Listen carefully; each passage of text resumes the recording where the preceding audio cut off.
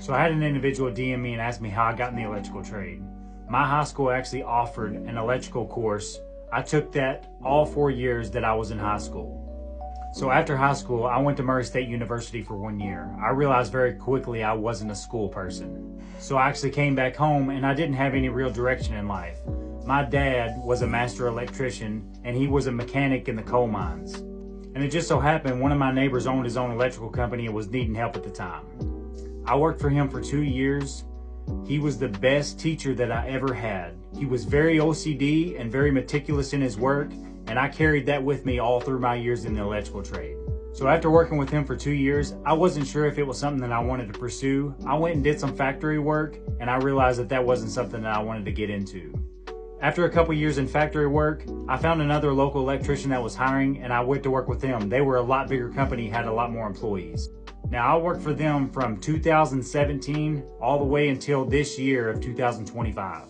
The company that I left, they were mainly a residential company. They didn't do any commercial work at all. The company I'm with now that I started back with in April, we do commercial work and residential work. Now, the path to my licensing. I started with my previous company in 2017. I didn't take my first journeyman test until midway through 2019. So as you can see, I took that test in June of 2019. I failed my test. I didn't even really go in there with the intention of passing the test. I just wanted to get a feel for the test, see what was on it, what kind of material it was over. That way I could go back and study. So I studied for that test and I didn't take it again until February of 2020, which I passed when I took it that time. Now the area that I work in Western Kentucky, but I also did work in Southern Indiana as well. In Indiana, they don't require licensing except for separate counties. So one county that I worked in was Vanderburgh County, which is Evansville, Indiana. You have to have a separate journeyman license for that county.